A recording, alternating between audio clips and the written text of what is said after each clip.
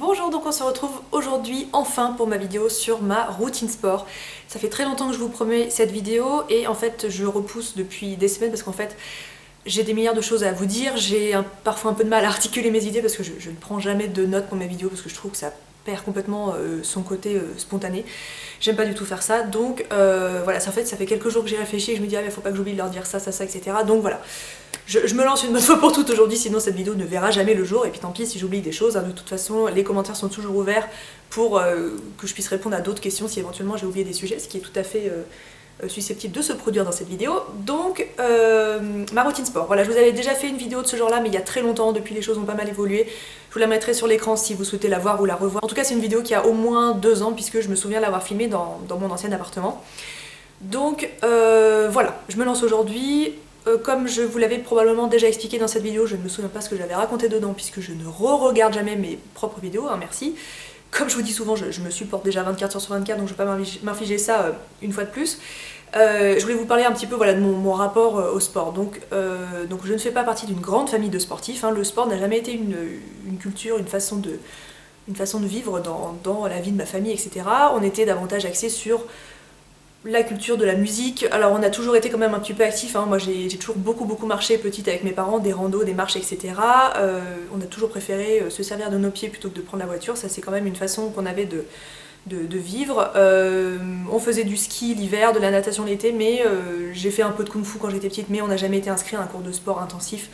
J'ai jamais fait du sport à haut niveau ou quoi que ce soit. J'ai eu des soucis de santé pendant mon adolescence, enfin c'est rien de grave, hein, mais j'avais des problèmes au niveau des genoux qui m'ont donc empêché de faire du sport pendant une grande partie de mon adolescence et j'ai pu doucement m'y remettre autour de la vingtaine environ. Les études n'aidant pas trop, je voulais aussi vous dire ça, si vous êtes en plein milieu de vos études, que vous avez du mal à vous trouver un planning sportif, que vous avez du mal à vous y mettre, n'oubliez pas que la période des études c'est une période qui n'est pas simple parce qu'il faut fournir beaucoup de travail à l'école ou à l'université ou là où vous êtes et également beaucoup de travail chez soi et je pense qu'il est quand même assez difficile de se fixer une routine sportive au milieu de tout ça. Donc moi j'ai vraiment trouvé mon équilibre en fait une fois que j'ai été diplômée, une fois que j'ai exercé mon métier d'infirmière donc à partir de 2011.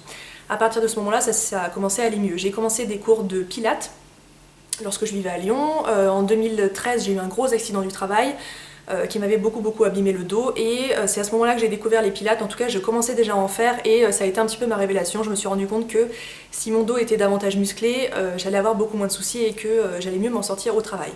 Donc voilà, tout a commencé en fait pour moi, enfin la révélation ça a été un peu le Pilate. Donc le Pilate c'est une méthode de gym douce qui a été inventée par un monsieur qui s'appelle Joseph Pilate de mémoire. Je ne connais plus sa nationalité, peut-être un pays nordique mais je ne suis même plus certaine. Et donc c'est une méthode de gym douce de renforcement musculaire qui va vous aider à muscler vos muscles profonds, donc les muscles posturaux. Donc ça ne va pas vous faire ressortir des biceps, en tout cas ça va rendre votre physique plus harmonieux, ça peut vous faire perdre un petit peu de poids puisque forcément c'est une activité physique comme une autre.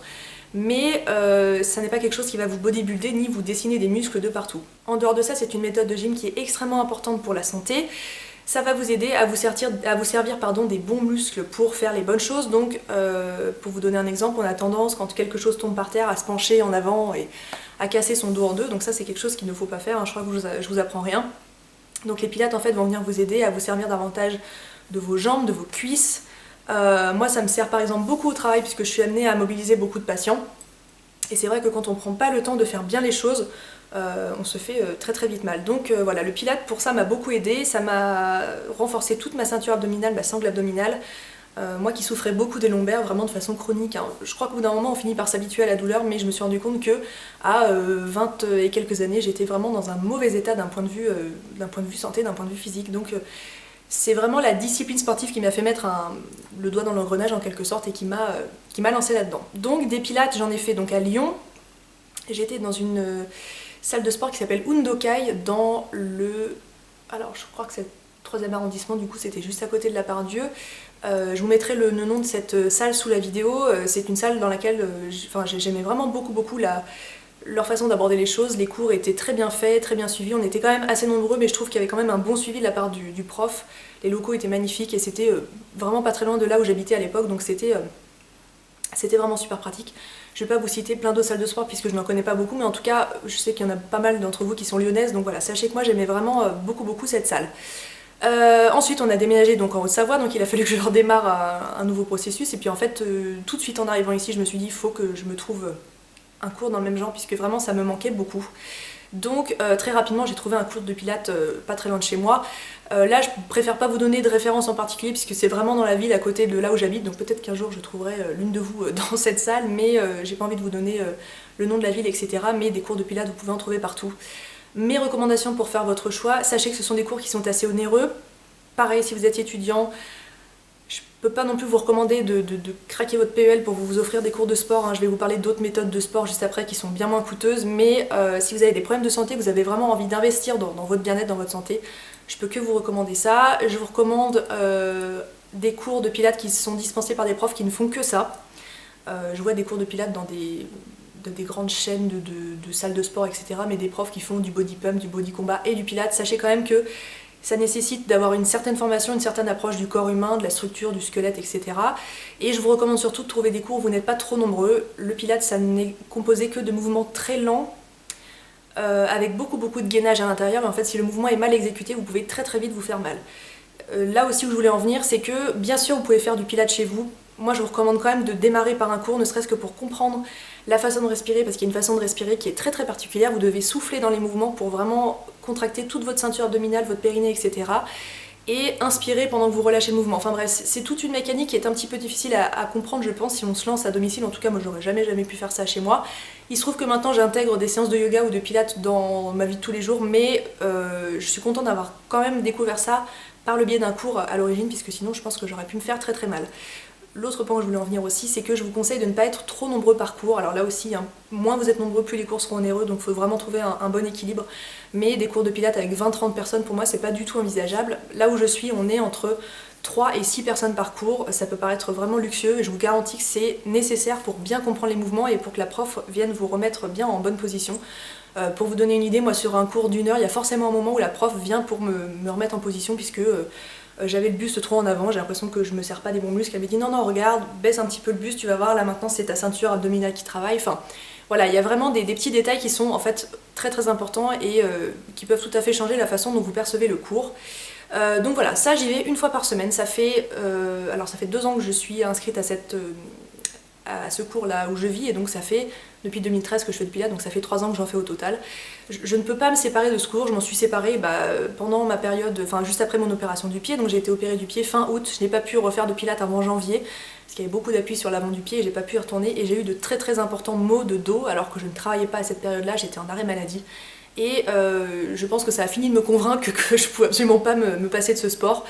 Je pense que j'en étais déjà convaincue avant, mais là franchement ça m'a vraiment ouvert les yeux. Je me suis mise à avoir mal partout alors que concrètement je ne faisais rien de la journée, hein. J'étais assise dans mon canapé ou alors je filmais des vidéos et des articles, mais voilà, vraiment je n'avais pas du tout d'activité physique à côté de ça, et j'avais vraiment très mal au dos. Je vous ai rédigé également il y a quelques temps un article sur, voilà, je crois que je l'avais appelé mon cri du cœur pour la méthode Pilates. Pareil, je vous le mettrai sous la vidéo si ça peut vous intéresser. Je vous explique plus en détail ce sport, donc je ne vais pas tout vous redire dans cette vidéo, mais sachez que cet article existe. Et je crois que je vous avais fait également un article sur mes indispensables pour les cours de pilates. Alors, niveau matériel, c'est très simple. Alors, normalement, la salle dans laquelle vous allez vous rendre, enfin le cours dans lequel vous allez vous rendre, vous fournira le tapis.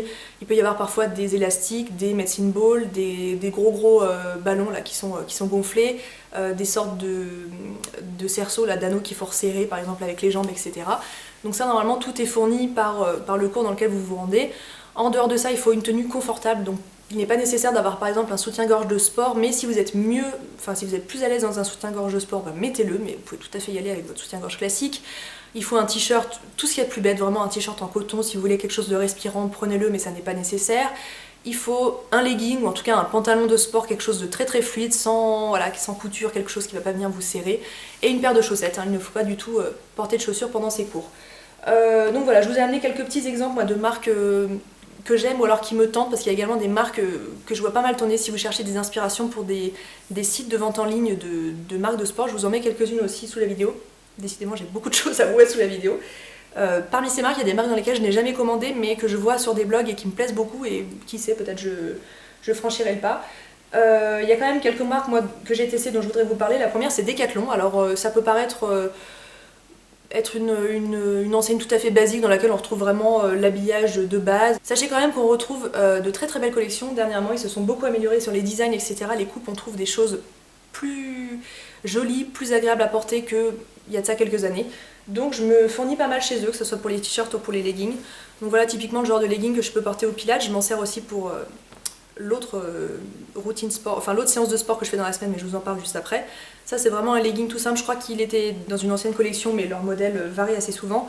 Et celui-ci je vous l'avais présenté dans un haul, je le trouve vraiment canon, il est bleu marine avec des empiècements gris et un élastique rose sur le bas.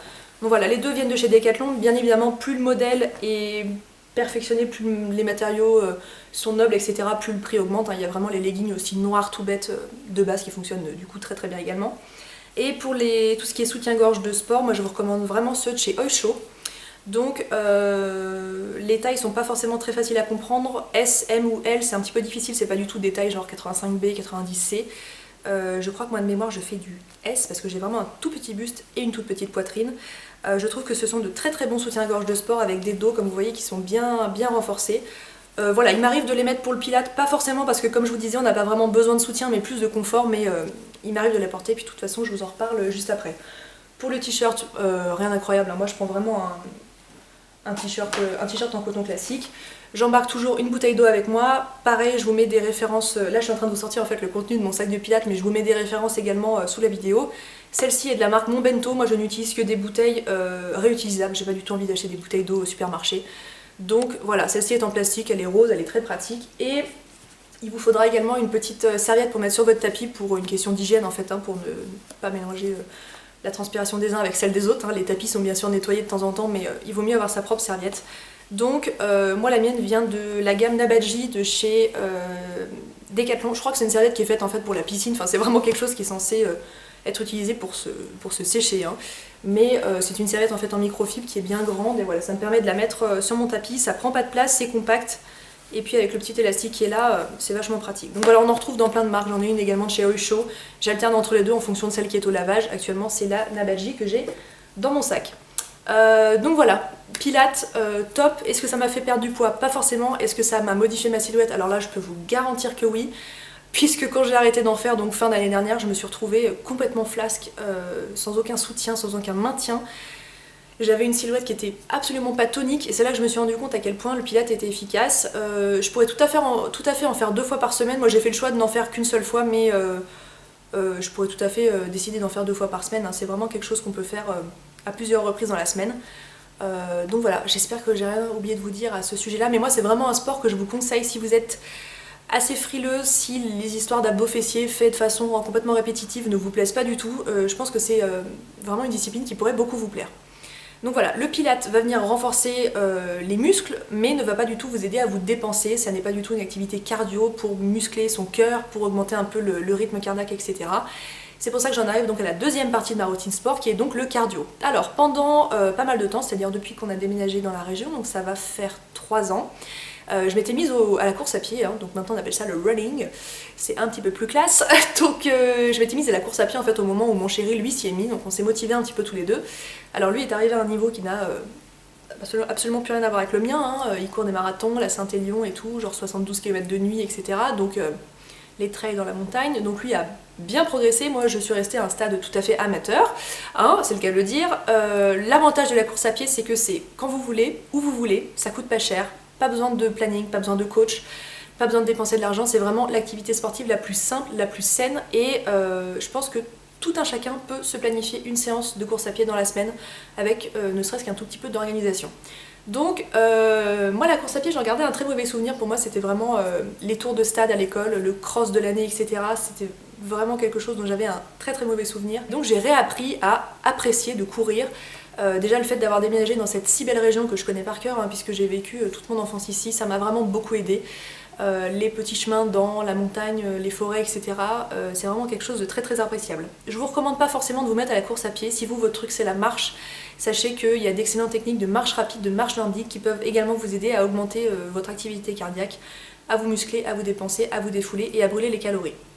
Donc j'ai fait ça en extérieur donc pendant pas mal de temps, avec quand même toujours une petite baisse de régime pendant l'hiver, puisque là où j'habite il fait très froid, donc courir par -5, -10 ça demande déjà un certain équipement et une certaine motivation, on va pas se le cacher. Donc voilà à peu près où j'en étais. Je me suis fait opérer du pied, on en revient toujours à peu près là, mais voilà, dans mes vidéos concrètement je ne peux vous parler que de mon expérience. Donc je me suis fait opérer du pied l'été dernier. J'ai donc stoppé toute activité sportive pendant 4 mois, 3 mois et demi, 4 mois. Et quand j'ai revu mon chirurgien, je lui ai dit est-ce que je peux courir à nouveau, refaire ce que je veux. Il m'a dit ah, mais alors il n'y a vraiment pas de souci, vous pouvez courir. La seule chose c'est que dès que vous avez mal, dès que votre pied vous fait souffrir, il faut arrêter, il faut calmer le rythme, il faut plus y aller à fond comme vous le faisiez avant. Enfin à fond on s'entend, hein. Je suis pas non plus Flash Gordon, mais il me dit vraiment faut y aller vraiment avec modération. Donc j'ai pas mal réfléchi, j'ai essayé de recourir à l'extérieur. C'était donc en plein hiver, en mois de décembre, et j'ai eu très peur en fait de tomber, de glisser, il y avait pas mal de verglas, de choses comme ça, donc en fait je me suis retrouvée dans des positions complètement crispées et je revenais chez moi, j'avais mal partout. Et j'ai commencé en fait à réfléchir à me réinscrire dans une salle de sport. Ça faisait très longtemps que j'avais pas été inscrite dans une salle de sport, la dernière fois ça remontait à mes études d'infirmière, je faisais des abdos fessiers, du step, un peu de l'aérobic, tout ça. J'y allais d'ailleurs une fois par semaine. Bref, donc je me suis dit bon bah allez, je retente l'expérience. Donc la salle de sport qui est à côté de chez moi propose un abonnement mensuel, 60 € par mois de mémoire, donc c'est vraiment pas donné. Ça c'est un choix que j'ai fait, je vous encourage pas du tout à vous rendre dans une salle de sport, mais si vous avez besoin d'un cadre, que vous voulez être dans des conditions plus agréables, hein, il y a toujours de la belle lumière, il y a toujours de la musique, il fait toujours chaud, il ne pleut pas en salle de sport, bah, je vous recommande, mais si vous n'avez pas les finances et pas l'envie surtout de dépenser 60 € là-dedans, sachez qu'il est toujours possible d'aller courir dehors, mais bien sûr il faudra faire un petit peu avec les éléments. Donc je suis inscrite là-bas depuis décembre. J'y vais une fois par semaine. Alors quand je vous dis une fois par semaine, donc c'est une fois par semaine le pilates et une fois par semaine la salle de sport. Il y a bien évidemment des moments dans la semaine où je n'ai qu'un seul jour de repos, par exemple quand je travaille le week-end, et je ne peux pas enchaîner les 2 séances, donc il y a bien évidemment les exceptions qui confirment la règle, donc ces fois-là en font partie, hein, des semaines où je ne peux faire que l'un ou l'autre et pas les deux, ce qui est bien dommage et ce qui me rend très triste, mais c'est la vie, c'est comme ça quand on travaille plus de 40 heures par semaine. Donc je me suis inscrite en salle de sport, je n'ai pas opté pour un programme dédié, donc vous pouvez prendre rendez-vous avec un coach qui va faire le point avec vous sur vos envies, vos besoins, vos capacités, etc. Moi j'ai pas voulu opter pour ça, mais sachez que c'est tout à fait possible, hein. C'est proposé dans à peu près, je pense, toutes les salles de sport. Moi je me suis créé un petit peu mon programme sur mesure, puisque tout ce que je veux c'est me dépenser, brûler un petit peu de calories, me tonifier, et puis sortir de là en meilleure santé que quand je ne suis rentrée dans la salle. Donc voilà, je fais de l'elliptique, je fais du vélo, je fais du tapis, soit les trois, soit, alors j'y vais environ 1h, 1h30, donc soit une demi-heure de chaque, soit je fais que du vélo, soit je fais que de l'elliptique, j'y vais un petit peu à l'envie. Sur tous les appareils de ma salle de sport, donc ça c'est vraiment grand luxe, il y a une télé en fait. Donc vous arrivez, vous branchez vos écouteurs dessus. Donc je n'ai pas honte de dire que moi ma seule motivation pour aller à la salle de sport c'est le programme télé. Voilà, s'il n'y a rien à la télé, j'ai un peu de mal à me motiver. Donc souvent j'essaie d'y aller sur mes jours de repos. L'après-midi, il y a l'émission de Stéphane Bern qui s'appelle Comment ça va bien, qui est une émission que j'adore, qui me passionne de A à Z, même si le sujet n'est pas forcément quelque chose qui me tente à la base. Je trouve que la façon que les chroniqueurs ont de présenter les choses me plaît beaucoup. Donc je suis complètement emballée par cette émission et je ne vois absolument pas le temps passer. Donc voilà, pour les deux activités que je fais chaque semaine. Alors, là je vous parle vraiment de course à pied. Comme je vous disais, zéro contrainte et question matérielle. Il y a quand même une chose sur laquelle il ne faut pas lésiner, ce sont les chaussures. Une bonne paire de chaussures, ça se réfléchit, ça se teste. On n'achète pas une paire de pompes parce qu'elles sont roses sur internet. Je vous dis ça parce que je suis capable de faire ça, mais vraiment je vous garantis qu'il ne faut pas faire ça. Rendez-vous dans un magasin spécialisé, rendez-vous même chez Decathlon, ils ont des vendeurs qui sont spécialisés là-dedans et qui peuvent vous conseiller une chaussure en fonction de votre foulée, de votre façon de positionner votre pied au sol, en fonction de votre poids, en fonction de l'activité que vous allez avoir.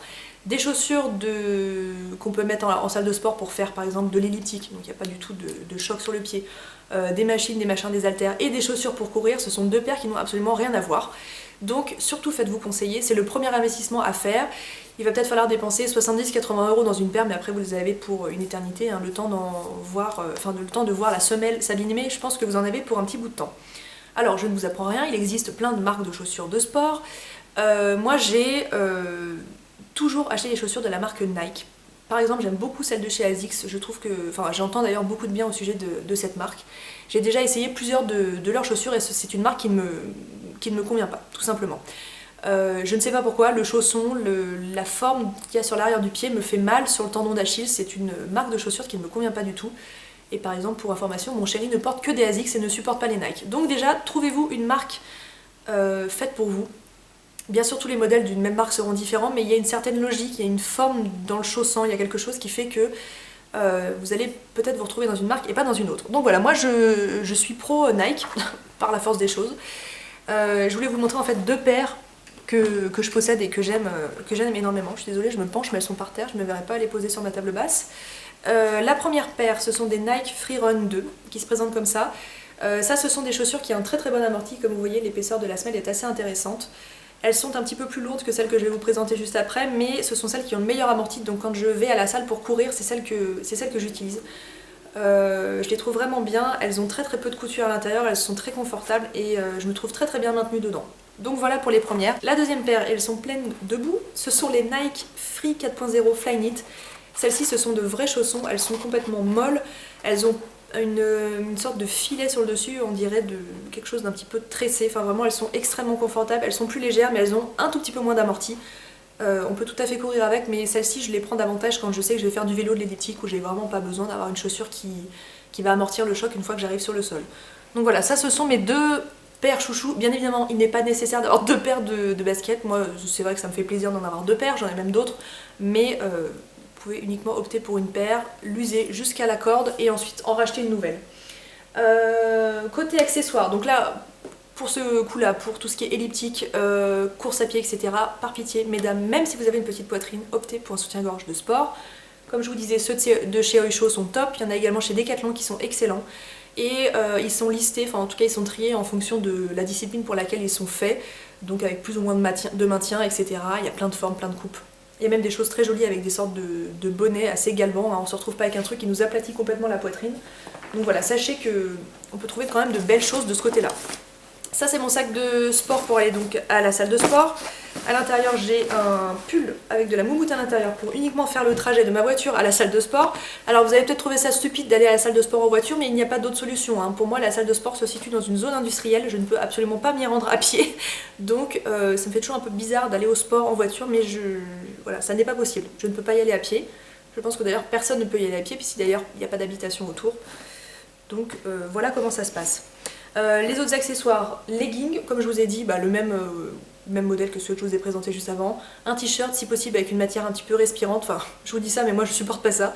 Je n'aime que les t-shirts en coton, voilà, ceux qui absorbent bien la transpiration, hein, les trucs pas forcément glamour, mais je n'aime que ça. J'en ai une quantité infinie qui me permet du coup de tout mettre au sale et d'en avoir au moins toujours deux de rechange pour, si je fais pas la lessive dans la foulée, pour pouvoir refaire du sport la semaine suivante. Dans ce sac j'ai aussi mon badge, hein, du coup, pour pouvoir rentrer à la salle de sport qui se présente ici. Une bouteille d'eau, alors du coup soit celle-là, soit j'ai également celle de chez BKR, pareil je vous mets un lien sous la vidéo. Je vous l'avais présentée dans un haul, c'est une bouteille qui cette fois-ci est en verre, qui fait 50 centilitres mais qui existe également en 1 litre je crois, avec un manchon en silicone qui est super mignonne. Donc voilà, dans le genre bouteille réutilisable. J'ai toujours un petit paquet de biscuits puisque on n'est pas à l'abri d'une petite hypoglycémie en fin de séance. Et une paire d'écouteurs, hein, sans aucune surprise. Des écouteurs soit pour écouter la musique qui est sur votre téléphone. Bon là ça y est, je viens enfin de souscrire à un abonnement Spotify Premium, donc pour plus avoir les pubs, pour pouvoir écouter les musiques dans l'ordre que je veux. Donc ça c'est une bonne chose. Et les écouteurs, jusque-là j'utilisais toujours ceux de chez Apple, enfin ceux qui sont vendus avec l'iPhone en fait. Voilà, qui sont des écouteurs tout à fait classiques. Et très récemment j'ai reçu des écouteurs de la part de la marque Sudio, qui est une marque suédoise, donc comme son nom l'indique. En tout cas je pense qu'il y a eu un petit jeu de mots qui a été fait de ce côté là. Donc voilà, super belle présentation. Je suis très très contente d'avoir testé ces écouteurs. Ça fait pas mal de temps que je les voyais passer sur Instagram et moi leur look me plaisait beaucoup. Côté présentation, je trouve que la boîte est absolument canon. Vous aviez ici donc les écouteurs et puis en dessous la petite pochette en cuir donc qui est fournie pour pouvoir les ranger. Donc c'est clairement une marque d'écouteurs, enfin d'accessoires audio de luxe, hein. On n'est pas du tout dans les écouteurs JVC en plastique à 3,50 € qu'on trouve à la caisse à la Fnac, hein, ça n'a absolument rien à voir. Je suis assez convaincue moi par ces écouteurs que je trouve très jolis, donc moi j'ai opté pour le modèle Vasa. Vasa ça me fait penser aux petits crackers, ça s'écrit pas comme ça mais voilà. Donc je les ai choisis blanc et or rose, hein, puisque c'est quand même ce que je préfère en la matière. Je les trouve vraiment top, ils ont une sorte de cordelette en gomme qui est assez plate mais assez rigide, donc ils s'en mêlent pas du tout. Une petite entrée qui vous permet donc d'écouter votre musique et également de vous en servir comme... je vais réussir à trouver le mot, comme micro, voilà, si vous voulez faire vos conversations au téléphone. Vous avez donc la petite molette ici pour régler le volume, et en fait ce sont des écouteurs intra-auriculaires comme vous pouvez le voir. Donc en fait une fois que vous le mettez dans votre oreille, vous n'entendez plus rien du tout à part le son de votre musique. Voilà, vous avez juste ce petit côté or rose qui dépasse. Pourquoi ces écouteurs sont différents de ceux de chez Apple? Bah déjà par leur qualité de son, franchement je suis assez épatée. Je pense pas que je les aurais achetés moi-même puisque de mémoire ils coûtent entre 70 et 90 € en fonction du modèle, donc c'est vrai que c'est pas donné et j'en avais clairement pas besoin, mais si vous êtes à la recherche d'écouteurs de haute qualité et que vous voulez quand même quelque chose avec un design réussi, je vous les conseille. La qualité est vraiment au rendez-vous et ce qui est très intéressant par rapport aux autres que je possède, le fait qu'ils soient intra-auriculaires me permet d'écouter uniquement la télé ou la musique que j'écoute à ce moment-là et pas la musique qui est autour de moi puisque bah, si vous allez en salle de sport, vous savez probablement qu'il passe en fait de la musique dans la salle. Et donc les deux en même temps, c'est un petit peu énervant. Donc là au moins je n'entends que ce que je veux entendre et c'est très confortable. Donc voilà, pourquoi je vous en parle dans cette vidéo? Bah déjà parce qu'ils me plaisent beaucoup, hein. Vous savez que si je vous parle de quelque chose c'est parce que ça me plaît, hein. Personne ne me force à parler des produits qu'on m'envoie, hein. Je vais d'ailleurs de me prendre la tête avec une marque qui m'avait envoyé un produit dont j'avais pas du tout envie de parler et qui me demande quand est-ce que je vais en parler, pourquoi, dans quelle vidéo, à quel sujet. J'aurais dit je ne parle que des trucs que j'aime, donc juste on se calme. Donc voilà, si je vous parle de ces écouteurs c'est parce qu'ils me plaisent, hein. Je pense que vous pouvez me faire confiance de ce côté-là. Mais aussi je voulais vous en parler dans cette vidéo puisque la marque va proposer un code moins 15%. Je crois que le code c'est le blog de Neroli, en tout cas je vous le remets sur l'écran, sur tous les accessoires audio qui sont donc vendus dans cette marque. Donc voilà, si vous voulez vous les faire offrir, vous les offrir à quelqu'un ou que sais-je encore, franchement n'hésitez pas, on est vraiment sur quelque chose de grande qualité, en tout cas j'en suis très très contente. Qu'est-ce que je voulais vous dire d'autre au sujet de ma routine de sport? En fait je suis très contente en fait de cet équilibre entre le pilate qui va vraiment me permettre de faire du renforcement musculaire, de me sentir mieux dans mon corps, dans les postures que j'ai au quotidien, et le running, en tout cas le cardio, ce que je fais en salle, puisque ça me permet de me dépenser, de me défouler, d'être en meilleure santé, de brûler des calories, hein, on va pas se mentir. Là aussi ça a un intérêt. Moi j'ai un mode de vie qui est, j'allais dire sain, je suis pas du tout une référence en la matière, hein. Je mange pas des graines de courge et de la salade tous les midis, mais j'essaie de pas trop faire d'excès et comme je vous le dis souvent aussi, je refuse que la frustration entre dans ma vie. Donc si j'ai envie de manger un burger avec des frites au restaurant, je mange un burger avec des frites au restaurant, je serai plus raisonnable le soir et j'irai à la salle de sport le lendemain. C'est comme ça que j'ai trouvé un bon équilibre, ce qui me permet d'être bien dans mon corps, bien dans ma peau. Bien sûr, comme tout le monde, j'ai des complexes, alors ça m'empêche pas de me regarder dans le miroir. Mais comme beaucoup de personnes, je préférerais faire 5 kilos de moins que ce que je fais actuellement, mais je suis globalement très bien dans ma peau. Et c'est avec cette routine de sport que je me suis trouvé cet équilibre. Ce que je voulais vous dire aussi, c'est que le sport vous met dans un cercle vertueux qui va vous entraîner vers un mode de vie plus sain. Et ce mode de vie plus sain va vous pousser à dépasser vos limites en sport. C'est vraiment quelque chose qui rend le quotidien plus simple, plus beau. J'aurais jamais cru dire il y a quelques années, moi j'aime le sport, j'en fais 2 fois par semaine et je kiffe, mais je peux vous garantir que je suis très très contente de ce que j'entreprends, de ce que je fais en ce moment. Je pense qu'il y a des gens qui font des choses 1000 fois mieux, 1000 fois plus vite, qui brûlent 1000 fois plus de calories et qui sont 1000 fois plus musclés que moi, mais je suis très contente de ce que je fais. Je suis contente aussi de motiver des copines autour de moi, je suis contente de vous motiver. Vous m'avez envoyé des mails en me disant que ça vous faisait plaisir de voir une fille comme moi, donc une fille tout à fait lambda, avoir une vie professionnelle et une vie personnelle épanouie et de réussir à mettre du sport au milieu. Voilà, si je suis là et que je vous présente ça, c'est vraiment, je suis la preuve vivante que vous pouvez en être capable. Si je peux le faire, tout le monde peut le faire. Ne vous mettez pas non plus des objectifs incroyables. Ne vous mettez pas de limite en vous disant c'est pas possible, je vais jamais pouvoir aller courir, mais moi quand je fais 1 km de cours je le fais en 8 minutes. Moi j'ai commencé par là, hein. J'en suis d'ailleurs pas toujours très loin, mais dites-vous que vous êtes toujours mieux en train de faire 100 mètres, même en galérant, que assis dans votre canapé à manger des chips. Voilà, je crois que je vais clôturer cette vidéo là-dessus, mais concrètement à partir du moment où vous vous bougez, même si vous avez l'impression que vous êtes 1000 fois moins doué que les autres, ça sera toujours mieux que de rester chez vous à ne rien faire ou à manger des choses voilà, affalées dans votre canapé, par exemple. Donc voilà, si ça peut vous motiver, ben j'en suis enchantée. Et puis si vous avez des questions, des interrogations ou quoi que ce soit, je suis à votre disposition comme d'habitude. J'espère que la vidéo vous a plu, je vous embrasse et on se dit à très bientôt.